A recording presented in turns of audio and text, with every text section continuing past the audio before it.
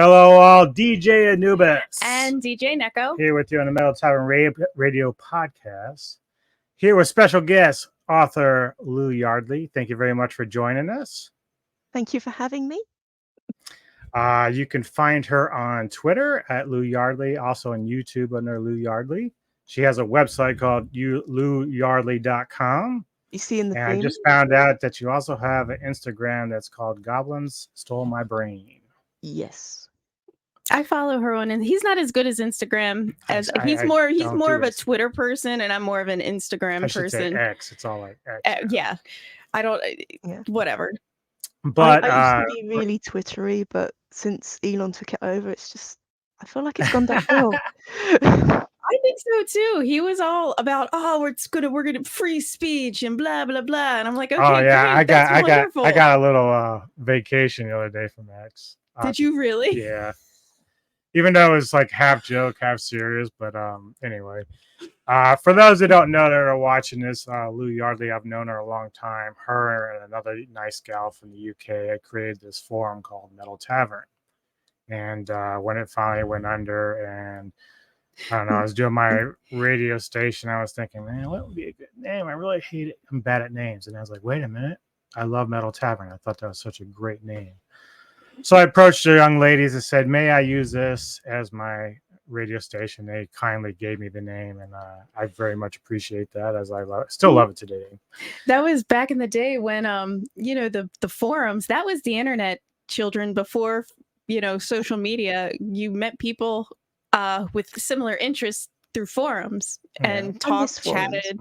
Yeah, I do too. Yeah, we still have one for Metal Tavern, at least as far as like the pro boards, but like it's pretty dead outside of like a couple of people that talk regularly. But I mean, like, I guess the closest thing you have now is Reddit, but I like Reddit because people are very honest on Reddit. So if you're too honest, so if you're going there and you're like, should I buy this new vacuum? And they're like, no, and thank you, good to know. Well, obviously I've known you a long time, and obviously through music was initially. Are you still listening to metal music and all that? What have you been checking out lately? Oh yeah, I don't think I'll ever not listen to metal. I'm gonna be like in an old people's home. But can you imagine our generation when we get to that age? Like, are we all gonna be in old people's homes listening to Slayer? Yeah. I've always cracked a joke. I'll be in my wheelchair still jamming, Metallica or something, or Cannibal Corpse. Yeah. I think it's also like my mom, she graduated high school in the 70s, so classic rock, yes, but also, she was really into early heavy metal, like the Black Sabbath type stuff. So she's still, she's in her 60s, enjoys listening to all that stuff. She prefers it, obviously, but she'll even like kick back and think about things from when she was really little and say, oh man, Motown, I like Motown still too. So I think it's just kind of like in your heart what you really like. It's true. So what else have you been doing? I haven't talked to you in so long, it seems like. So what have you been up to? Yeah, it feels like, when did we last do this? Oh, this had to be. Well, last time we actually interviewed, I think it was for the audio podcast. Yeah, it had to be like 2 or 3 years ago. Yeah, was that pre-pandemic? Maybe. Yeah, I think so. Wow. Or right around when it started, because yeah. Yeah, I've done some stuff since then. Just a couple of things. I'm reaching down here because, well, one thing, there's a cat who's standing on my but also because I bought a prop. So when I realized he wanted to talk to me in 20 minutes and not an hour and 20 minutes, I was like, oh shit, I better get ready. So it's like, yeah. So this is something I've done in the last couple of years. So this is Blade of Absolution. This is a hardback. You can get these on Amazon. That's amazing. Yeah, and it's the first book in a new series. The series is called the Volkdral Chronicles, and it's about magic, and there's a half-orc, there's goblins, there's swearing, there's gore. All the good stuff. Nice. Yeah, I know that and it's I know that, like, you Sorry, write books, and you also review them. that's what I like about you. You stay involved in the career that you've chosen with being an author. So, uh, with all the authors that you read, because I notice you write reviews too. So that's pretty cool. Yeah, and I've got this other feature on my site where I get authors to talk about the worlds they've created. So it's I forgot what Oh, I called it that's now, but really it's like a traveler's cool. guide kind of thing. And yeah, so if like we brought Tolkien back from the dead, he could come and talk about Middle Earth and like do like traveler's holiday guide. Hmm. So we've got some of them Through on the his site world. with more to come. That's a really good idea because you're creating these entire worlds inside of your books, and to kind of give like a almost like how you see in, like you were saying in Tolkien, like you see some of the fancier books with the big maps like showing everything. That's kind of a really cool idea because again, you've created a whole world. You want as an author for people to appreciate it. Yeah, like I know for me, it's probably the same for lots of other, like especially fantasy authors. You put like loads of work into creating those worlds. So, and then only a little tiny bit just flutters in the book. So yeah, it's fun to share the extra bits. Hmm. I don't know if we asked you this the last time, but what authors inspire you? Like, what are some of your influences when you're with your writing? Well, Tolkien obviously is one of the big ones. Right. Terry Pratchett. Don't know if you guys are familiar with Terry Pratchett. Mm, Douglas Adams. Um, and then there's the horror stuff as well. So Sean Hudson, Stephen King, James Herbert, those kind of people. nice. So my stories, although I'm now focusing on fantasy, it is dark fantasy, and then it's a bit silly as well. Yeah, I know that like in an entertainment world, with musicians, directors, actors, etc., gamers, like there's always like this network of people that work in those kind of industries that are kind of friendly with one another. So do you find within being an author that it's also like that with you? Like, do you have friends who are other authors?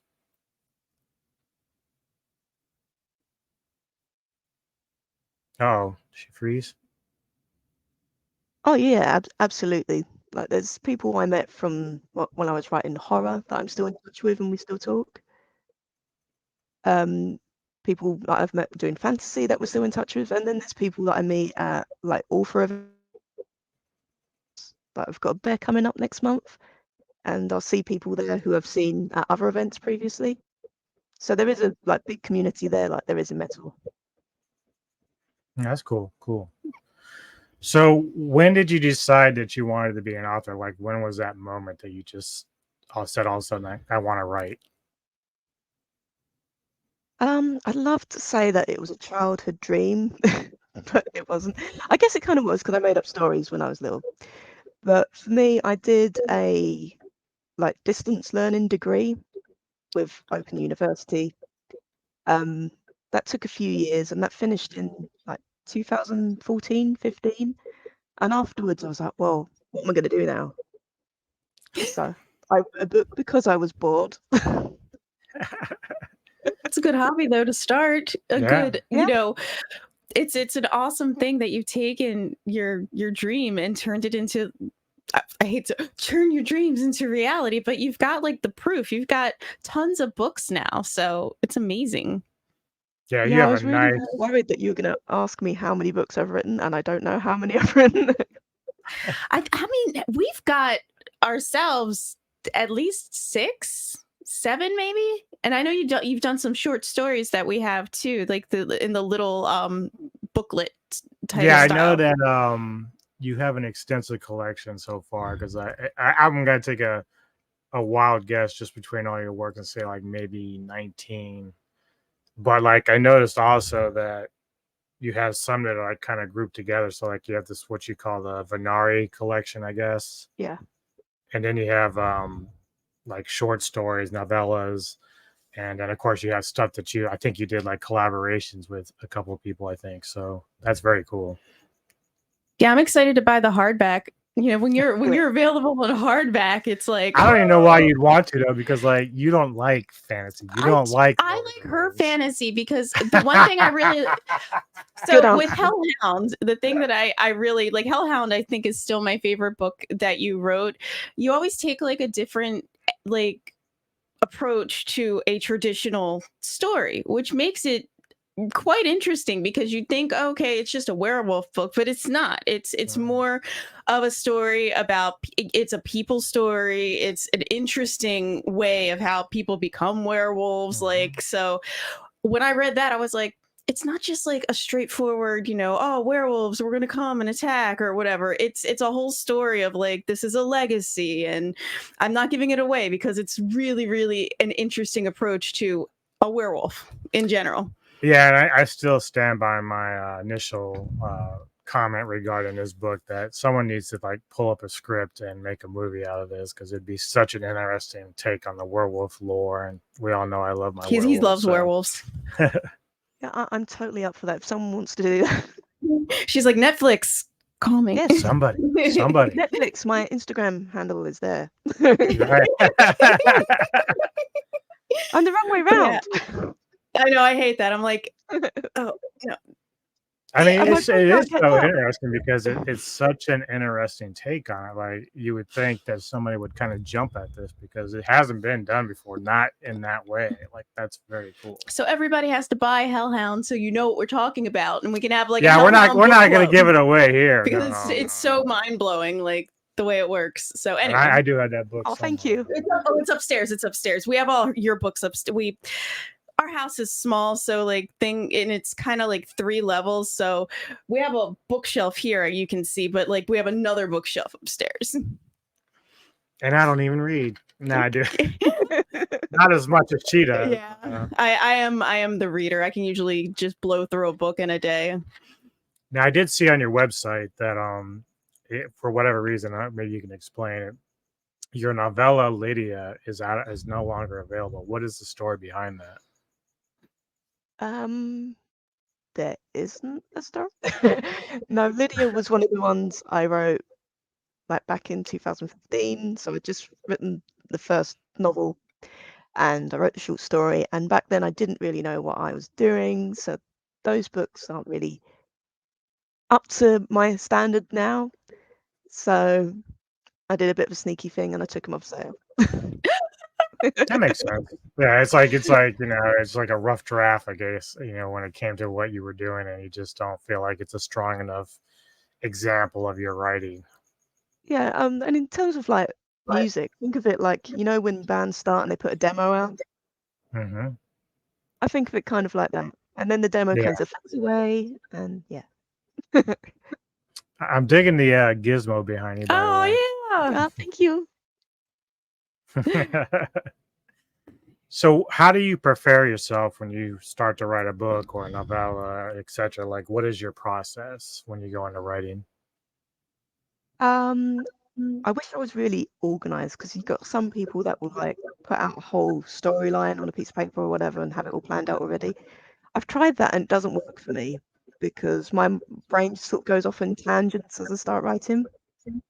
So like for the next book in the series that Blade of Absolution is from, I kind of know where I want it to go, but I know once I start writing it, it's not going to be anything like that at all. So my process is I open a new project. I use a software called Campfire. I've tried all different ones over the years, but Campfire is the one that I like. You can use it to like really plan the like minutiae of your world, so you can like have characters and story arcs and timelines and all that. And I use none of that. I just use the manuscript editor, and there's a little like notepad at the side, and I just shove all of my ideas into that, and then I write, and that's it. Nice. That's my process. Do you feel like stream of consciousness? You're like, okay, this is my main character, and this is the story I want this person to have, and you just start typing and go with it. Yeah, kinda. And I've learned from experience not to announce projects until I've actually started like writing them. Because I was working on this project called Knights of the Green Fire, which was going to be a web novel. and I got people to name characters in it, and it was going to be focusing on these knights that were in the same world as Banished and Everfrost. So Venari. And I was really excited about it, and I started writing, and there was this orc warrior character called Morga Skullsplitter, and she's a middle-aged warrior. She's absolutely sick and tired of everything. She just wants to retire, and the story ended up focusing on her. So now the story is now called The Misadventures of Morga Skullsplitter rather than The Knights of the Green Fire. Oh my goodness. But that's sometimes what happens, you know, your story just, you know, forks off a different way. Yep. Go ahead. Sorry. Yeah, the middle-aged orc lady was just too interesting to leave alone. That's real diversity right there, let me tell you. A middle-aged. That leads me into my next question. So when you're writing, do you like write your book in order, or do you like kind of do scenes and then have to kind of place them where you want them in the story? So when I'm writing the first draft, that will be written in order because I don't know what the order's going to be till I write it. So that will be in order. And then when I come back to edit it, usually I find, oh, there's bits where I could have done a bit of foreshadow in there, or I could have put a bit more on that character there. So then I'll go back and add things in.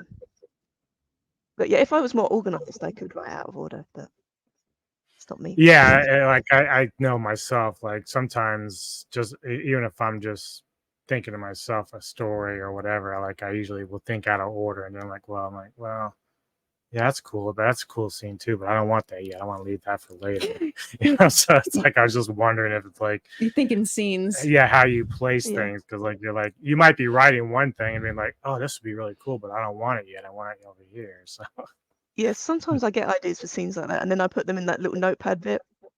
Yeah. On Campfire. That's a really interesting software. I've never heard of it, and I'm not a writer at all. I've like, I mean, you're lucky if I can write. I was gonna do like a little speech for my girlfriend at the wedding, and I'm like, I just want to read a poem. You know what I mean? Like, I find the writing process so fascinating. I guess just because I'm more of a reader. I like to get immersed in somebody else's world instead of trying to create my own, and reading is a wonderful escape. I agree totally. You mentioned that your followers were creating characters with you or for you on that project. I know that following you and subbing to you and all that you and your Patreon, like you'll allow your followers and subs to like name like the tavern or certain cities and stuff like that. I find that very cool. What made you want to do that? Was it to engage more with your subs? Is that something you thought of initially, or just came along as you were writing?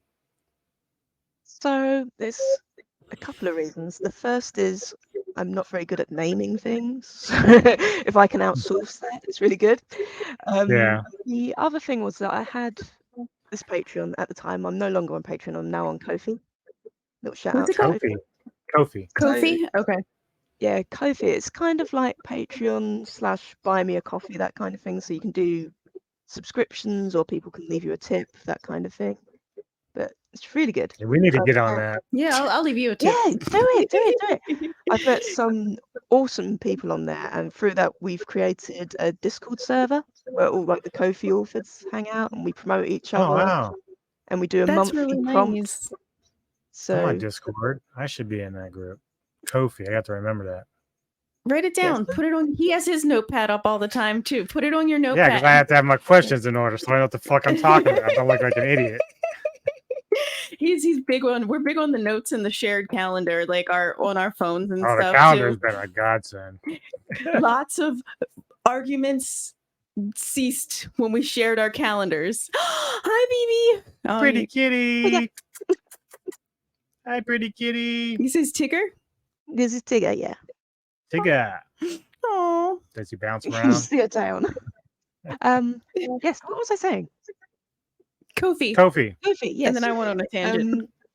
So when I was doing the Patreon thing, and also with Ko-fi, I like to try and like offer up something to the people who are supporting me, because like, I don't feel like they're just throwing their money away, even though I am a worthy cause. clearly. Yes, Yes, very, you are. very So worthy like, cause. I try and offer up like exclusive stories and stuff, but obviously that stuff takes time. So if I am working on a project and I haven't got time to write anything extra, then I'll ask people if they want to name something, or yeah. We had some, I say we, me, myself and I. There's a creature in the Blade of Absolution that I had one of my supporters name. It's Oh called wow, an Envenomed Grim. They're really that's pretty cool. cool actually. They're kind of like millipedes, but deadly. Really deadly. Oh no. Oh wow. No, that's actually scary. I'm not a real big fan of the millipede. I'm going on Amazon. It'd be worse if it was like roaches. Oh no! Don't put roaches in your book ever, please. Oh well, no. I got plenty of spider names if you need them for sure, because I'm up to 10 now. Yeah. Hopefully by the end of the How are month your I'll be up to spiders 12. doing? No, they're doing good. Doing good. They're really interesting. It's like because he takes it to a whole different level. They have like environments and plants and stuff. So it's like decorative house plants with a spider living in.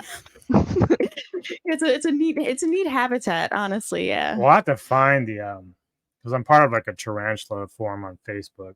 Oh, there she is. And there's this guy, man. He builds his own enclosures, but he does it horror themed. So he'll have like Texas Chainsaw Massacre or Nightmare on Elm Street, and then the spider lives within it. But his artwork is impeccable. Like it's just the way he sets them up. It's amazing stuff. I can't believe it. I'm so jealous. I asked him one time, I think it was like a American Wolf in London. I was like, dude, you got to sell that to me. He's like, not a chance. But I love that he puts all that effort in and the spider just doesn't care. No, right, exactly. Like the spider has no clue. The spider's like, yeah, okay, I'm just here waiting for He's like, hey, can you please give me a cricket or a roach, please? Thank you. All right, I just ordered the hardback. Damn. You didn't ask for permission to do that. I'm really excited. Like, I feel like when you become an author and your own hardback, that's like, you know what I mean? It's like, I've got the hardback. I don't want to. All I know is you can do that on Amazon now. So.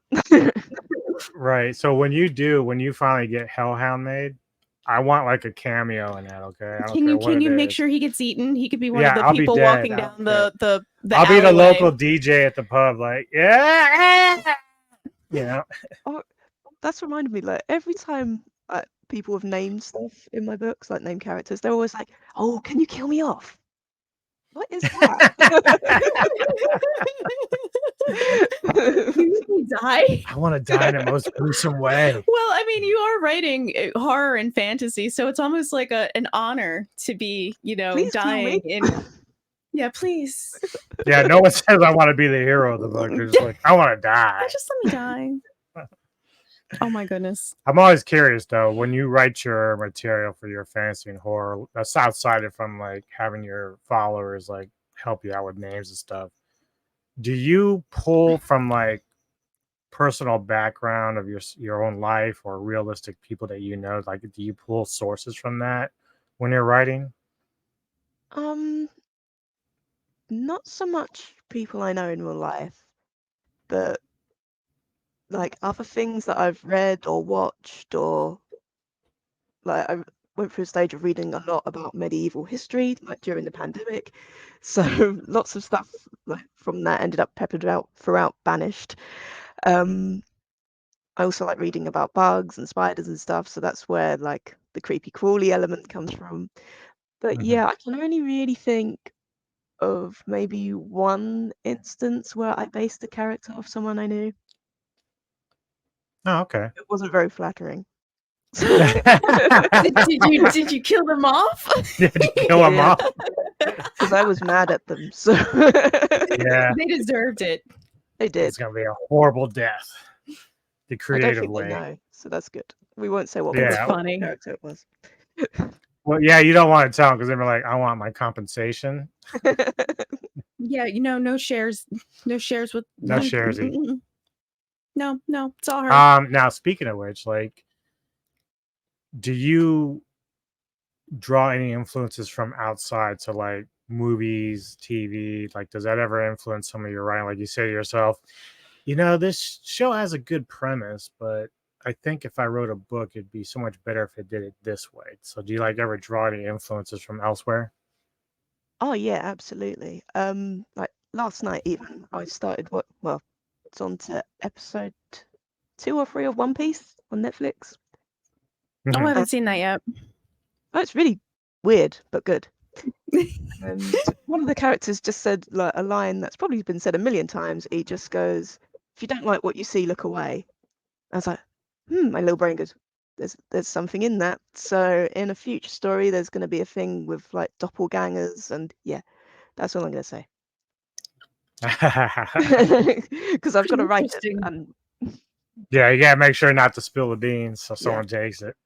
Yeah, I know. A while back, if I say too much about it and then I don't write it, then I feel bad.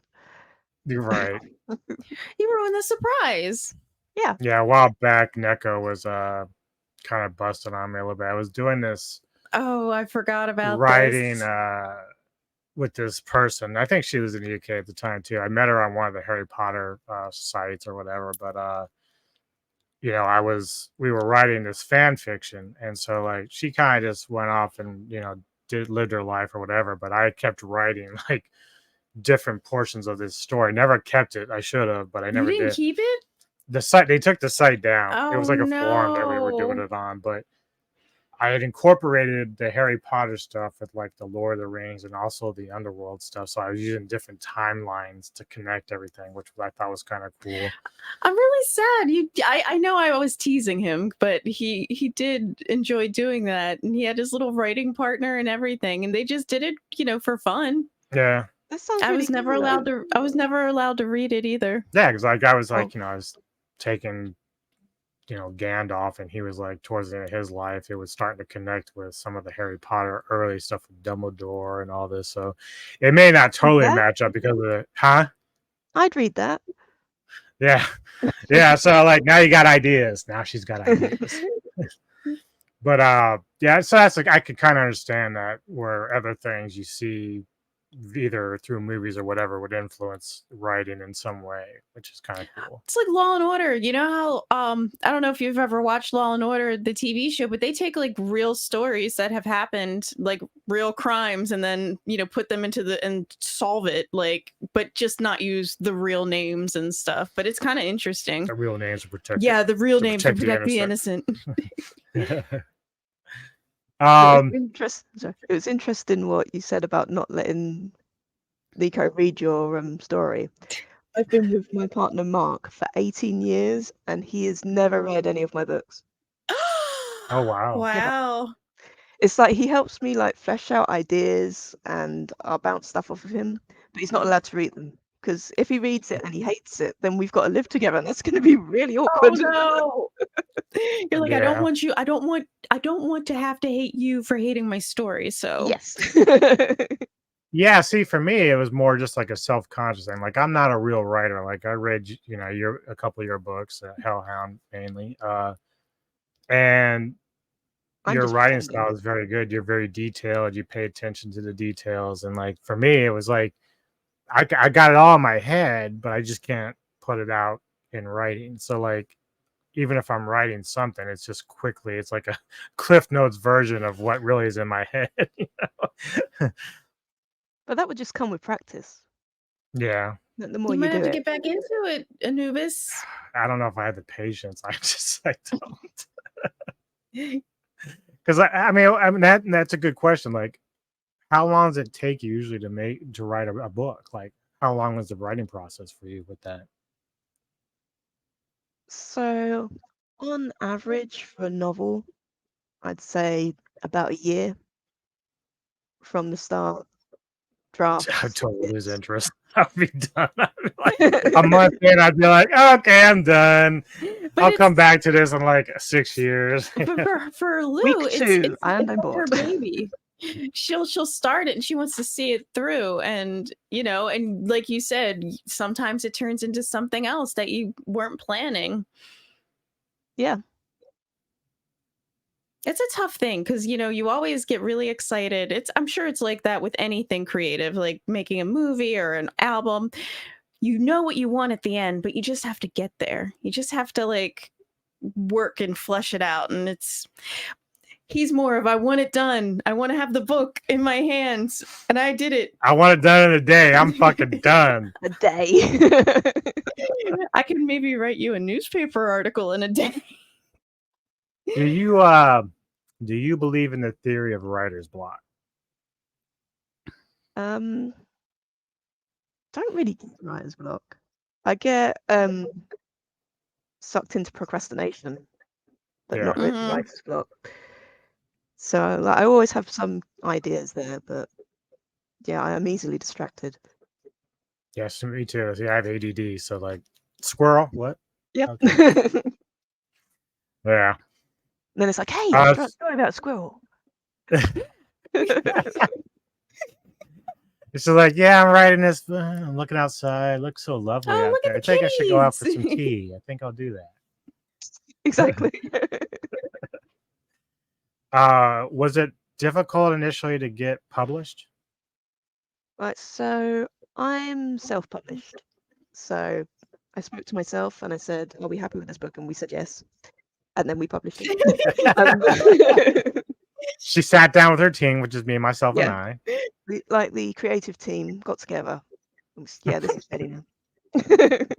That's great. Yeah, there's loads of resources out there now for people wanting to be like self-published or indie published, however you want to say it. And at this point, I don't think I'd want to be traditionally published, because I like that I have full control over my stories. I have full control about where I sell them and what I do with them, and how I write them. So I doubt very many publishers would be happy with the amount of swearing that goes on in my books. Sometimes it's excessive, sometimes not. But yeah, I like that. Do they really care about a lot of that? Because like, there's a lot of different books out there, from all different, fantasy to smut to whatever. I mean, do you find that that's a bigger problem with publishers? I don't know. It's been a thing that, well, one of my books got a review from someone on, I think it was the Waterstones website, and there's like, yeah, this is really great, but there was far too much swearing and gore. So like, it was a 1 star. So obviously, I used that for promotion. Nice. But to me, that's a selling point. Yeah, exactly. Yeah. I find too. I've heard just. I'm not clearly not an author. I'm just saying what I've heard, that they give you a lot of pressure. And a lot of times, the nice part is they'll be like, oh, here's your advance. Now this book needs to be done in a year. And then if it's not done, your advance needs to come back. And if it sucks, then they're like, they just drop you. It's just like being a band that's signed to a really large label. They're like, you were great on the last album, but get working really fast. And here's your advance, and it needs to be done in 3 months. And then you're touring for the rest of the year. Yeah. Yeah. It's like, I like that now. Okay, I'm not making big bucks from the books.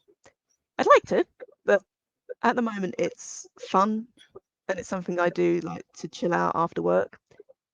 If it ever became like a job, I don't think I'd want to do it as much.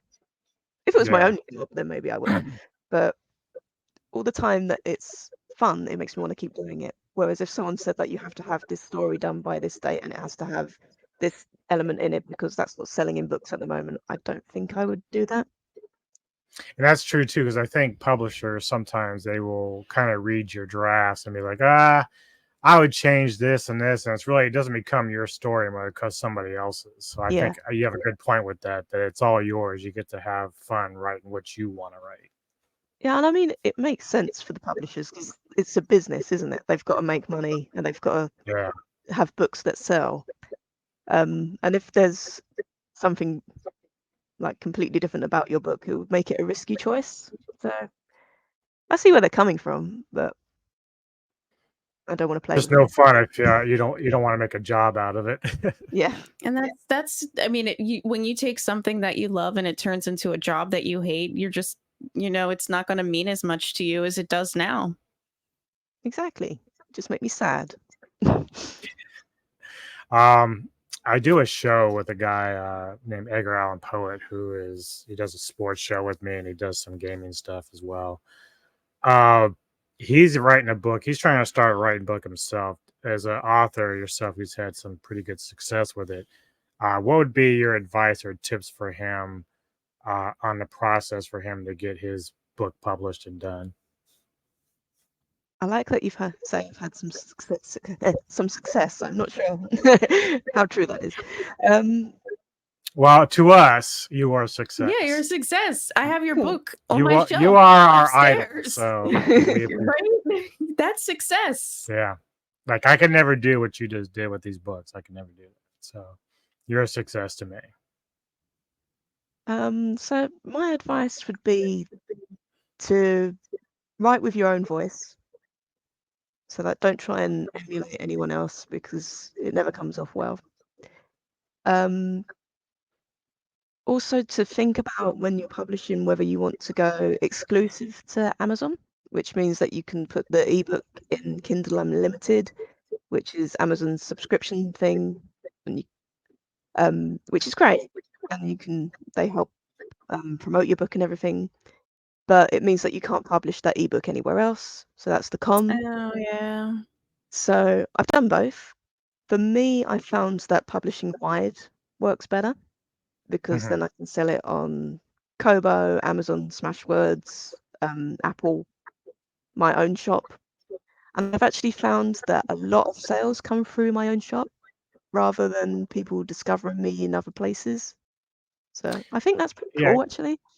Yeah, pretty quick on that. So the proceeds that you get from your books, does obviously Amazon takes a percentage of that, right? Yeah. So it's probably better overall for them to buy it through your website, where it's all going straight to you. Yeah. Well, damn it. So I fucked up. I just ordered it on Amazon. You bitch. I know. It's okay. I was getting all excited. I was like, a hardback. Postage for the hardback to America would be huge. Oh, it might be. Yeah, you're right. You're right. It's a heavy book. That's exciting.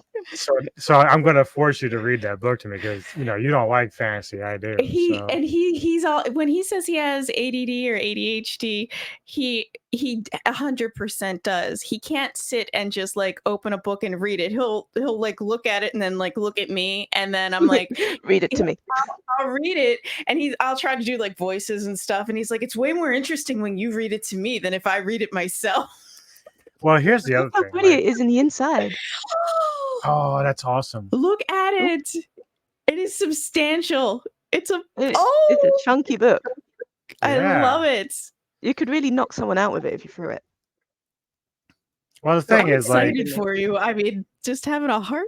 When I read a book, like it's also playing out in my mind. That's the whole point of books, was what it looks like in your mind, you're dreaming or whatever. And sometimes, like, I get so wrapped up, and I'm like, man, this is really good, but then I gotta take a break. And sometimes it makes me, like, reading Hellhound, like, kind of made me want to listen to heavy metal music. So like, and he turns on the music. Yeah, so then I start thinking about the story, and I'm like, yeah, I need to start playing some of this. This would be great as a soundtrack to this. So whatever. But yeah, so she's reading it, she's doing her corny voices here and there or whatever, but it works. Wait, did I read The Forest was the one with the spider in it, right? You didn't read that one to me. I can't remember. She has one with the spider in it. I think it was The Forest, or it was around the time The Forest came.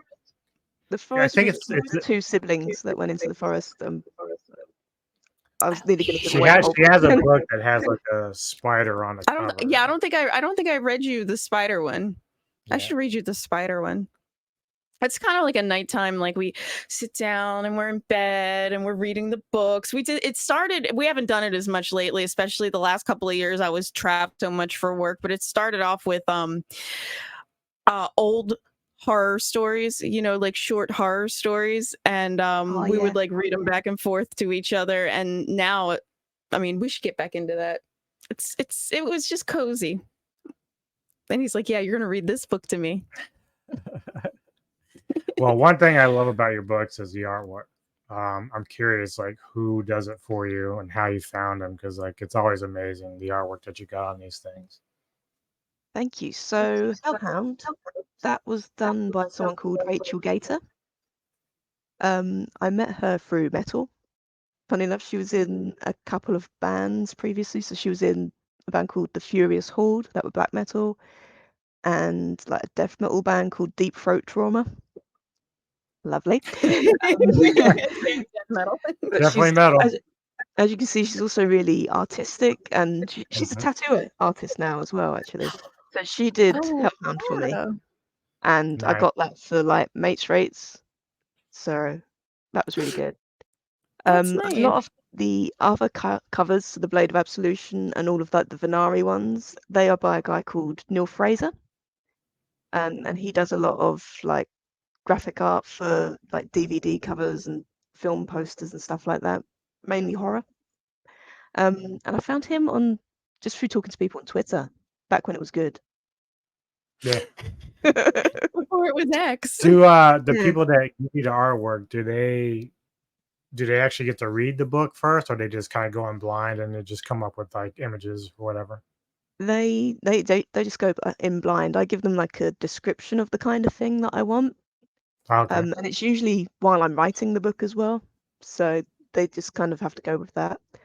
At the moment, actually, I'm working with a new artist called Conrad Federn. I think that's his surname. I found him on Ko-fi. And he also did some of the interior images in the Blade of Absolution. So when you get your hardback, you'll see those. But yeah, he's going to do the next cover for Morga Skull Splitter, because I wanted a different book because it's a web novel. So yeah. Morgan Skull Split. That is the best thing ever. I love it. So you already kind of answered this earlier. Do you ever just kind of sit and read the reviews of your books, or do you find sometimes the negativity might suck if there is any? I know I shouldn't read reviews because the people always say reviews are for readers, not for writers. But sometimes I'll have a little look to see if they're there. But I've actually got a book tour coming up for the Blade of Absolution. So Cool. a bunch of like book bloggers and book talkers, is that a thing? And bookstagram kind of people. Yeah. They're going to be reviewing the book and featuring it on their respective sites. So I feel like I kind of have to read those ones. Yeah. Yeah. But yeah, when I first started, like low starred reviews really bothered me, but now like I don't care. Not every book's for every person, so That's true. what can you do? Yeah. I've read plenty of books that I didn't like that have got 5 stars everywhere else. And It's a good point. Like, it's all subjective, like most stuff that we deal with these days. Being an author, obviously you love books. What would you say to date is your top 5 books you've ever read? You've asked that question, I've instantly forgotten every book I've ever read. What are books? Even you said you like a lot of nonfiction as well. I mean, sometimes I've been reading some nonfiction, like it was about the World War II and the Hiroshima bombings, and it was like survivors and their stories, and that was quite impactful and touching too. So if you have any nonfiction that you've been really liking too. Yeah, it's like funny because I don't read as much, obviously, as you two, but even to this day, I think Stephen King's It is still like one of the best books I ever read. And of course, this was many years ago before the movies even came out, but just such a great book. Such a great book.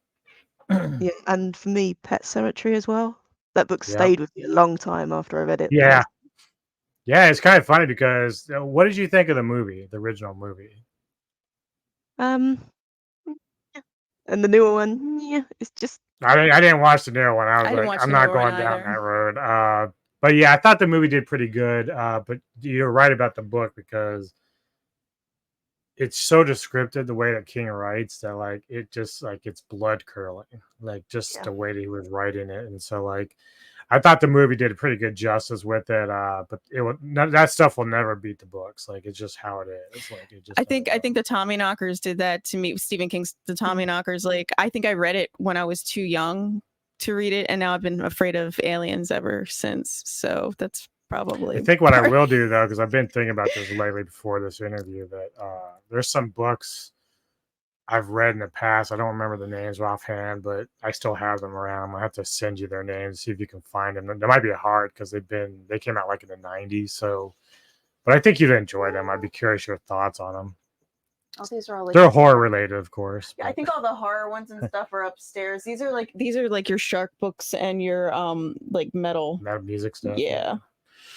All right, so back to your top 5. Yeah, your top 5. So We're not letting you off top 5. I'm just going to recommend some stuff. Okay, that'll work. That's good. Thinking about the non-fiction stuff, last year I read a book called Endless Forms, and I can't remember the author's name, but it's about wasps, of all things. Okay. So like you think you know what wasps are and what they do, but this book really goes into the different kinds of wasps that are out there and how they're like really misunderstood as creatures, and like we all jump to the defense of bumblebees and stuff when wasps have a very similar role. So I don't know if you can hear the ice cream truck outside. No, the ice cream truck is really loud. You have an ice cream. I mean, if you have to go get an ice cream, we'll wait. Bring it back, ice cream cone. It is boiling, so I feel like I deserve one. I find that fascinating because I hate wasps, but I do love bumblebees because they're all fuzzy and cute, and you're like, oh, if you sting me, I don't feel so bad. But then wasps, I'm like, get the spray. It's like bumblebees just have like the best PR. Look, I don't care about wasps. Just don't be around me. Like for whatever reason, they like to fly around me, and I drive for Amazon, so like it's hot. I got windows open. They decide they want to come in and join me. I'm like, no, that's not a good idea. Leave me alone. Yeah. Oh my goodness. To be fair, having read the book, I still think wasps are really annoying, but also interesting. Other books, I really like an author called Lindsay Baroka. I think that's how you say her surname. She writes like a lot of fantasy stuff, but her characters are really like sassy and snarky. So they're like easy reads and quite funny. What else? What other books are there? What's behind me? All of these. All these. We'll just say all these. All of these. Do you like poetry stuff like that too, or? I've never really got into poetry because I feel like I'm not smart enough for poetry. It's a little too complicated to follow. Yeah. Some are, and then they turn into like, oh, this is not just a poem, it's an epic poem. So it's a story, and you have to figure out what it's supposed to be. Especially some of the older. Frost. That's not smart enough. In your opinion, what does it mean to be successful as an author? Bad book. No, I think the definition of success for me changes as I go along. So first success would be publishing that first book.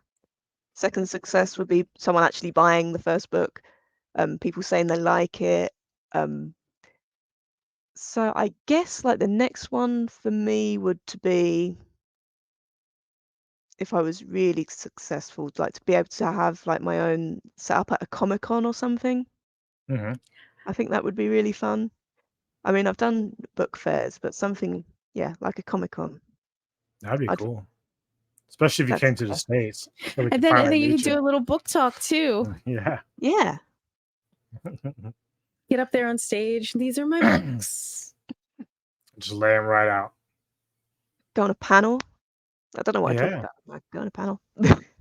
I don't want to talk, but I'll sit up here. I'll just sit here.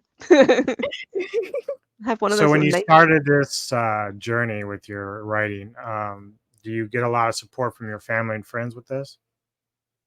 So when I started, I didn't really I told people I was doing it, but it wasn't really a serious thing because I did it for. Have you heard of NaNoWriMo?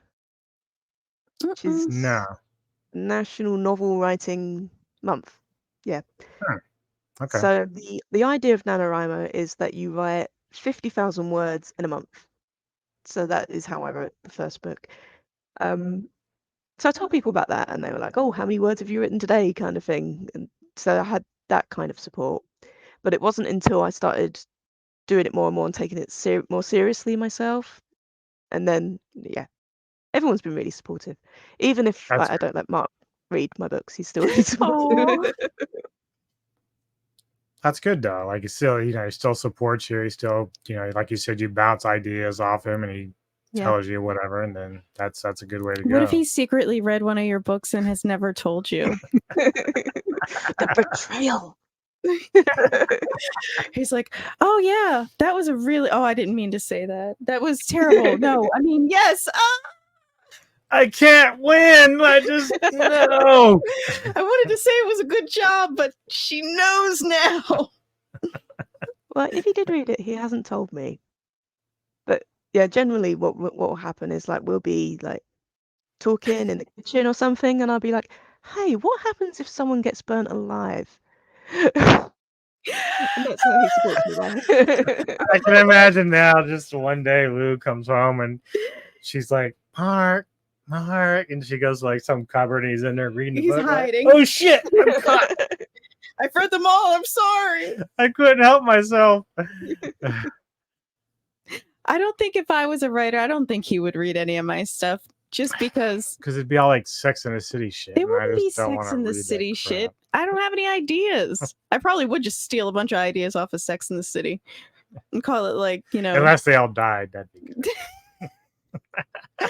I think that's probably, as a writer, just brainstorming and finding influence and making it your own has got to be exhausting, because you don't want it to be like too on the point, and then you don't want it to be like, oh, I don't want to be too derivative, but like it's got to be exhausting, like finding that story and just saying, okay, I have to make this my story, and I don't want it to just be like a copy just because I was inspired by something. Yeah. And sometimes like you have an idea for a story and it's like, wait, is this actually my idea for a story, or did I like watch this somewhere? Right. So what is on the horizon for Lou Yardley? What you got coming up? Anything? Yeah, actually October's going to be quite a busy month for me. Oh, So I've got a book fair in Brighton on the 21st of October, and that's going to be like a Halloween themed thing. So I went out today and I bought some Halloween decorations that I can put on my table. Cool. I've also got the book tour for the Blade of Absolution, so that's happening, I think, in the same week as that. I've not planned that well. That is busy. How does that work? Is it just like one day event, or are you going around to different cities? What are you doing? So it's an online thing, and it's organized by a company called the Escapist Book Company. I've taken part in book tours with them before, but as like a reviewer or featuring the books on my site and that traveler's guide thing. So this is the first time I've actually put my own book out there. So what they do is they get in touch with a bunch of like content creators and stuff and send them my book.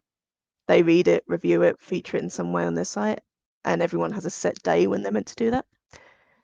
So yeah, that's what that is. I haven't actually got to go anywhere, which is good. Oh, cool. The other things that I've got coming up is a novella. I've got a series called Glintsbrock's Quest, which is about a goblin, and he has a goblin band called Shitstained Lizards. That's awesome. Oh my god! I've published a couple of short stories. You can see them on my website. But this is like the first like longer form stories, so novella. So that's going to be. I'm finishing up the edits now, and I realized I really did need to edit it because I changed one of the characters' names halfway through. So I've got to make sure that I have fixed that. So it's aiming for October as well. And then because October could also be called Orktober, I'm going to be That's great. Yeah. October. I'm going to be releasing the first couple of episodes of Morga Skull Splitter as well. Oh, nice. So yeah, quite a lot going on. Awesome. That's so good. And that's all on your website, louyardley.com. Yeah. That's awesome. Yeah, and I share bits on Instagram as well. I meant to say something and I can't remember. Lou Yardley. Oh, Ko-fi. How do they if you want to be found on Ko-fi, how do they find you? Yep, so that's ko-fi.com, which is ko-fi.com/Lou Yardley. Really imaginative. Hey, you're an author. You got to get the name, it's all about you. Right? All right. What, any last words? Where can I mean, I got an idea of where they can find you on social media, but anything you want to say to the people watching? I really Buy our should have book. rehearsed Just something buy our interesting. books. Yeah, buy a book. Hardbacks available from Amazon. Paperbacks available from Amazon. Ebooks available from everywhere that ebooks are sold. If you really want to help me out, buy it straight from my Ko-fi store. Yes, yes. And that's why I made that point. Like as Yeah. great as Amazon can be at helping people, they do take a percentage. So it's better if you actually buy straight from her because all the proceeds and money goes to her, and that's what you want. Yeah, and on Ko-fi, I'm also putting up exclusive stories as well. Some of them are free. So if you want to pop on and get some free stories, that's the place to go. Yeah. Well, thank you, dear, for taking the time to sit with us. We much appreciate it. Yes, thank It you was so great much. catching up with you. I always love talking to you about too. books and stuff. So thank you so much for sitting down with us. No problem. Thank you for having me. All right. Just hold on a minute, Lou. Everyone else, we're going to be letting you go, and hit the like button, subscribe to the channel, please, and go check out her YouTube channel. She's got some very cool stuff up there. The creepy crawly stuff is really cool. I enjoyed that a lot. And we'll see y'all next time here on the Metal Time Radio Podcast. Have a great weekend.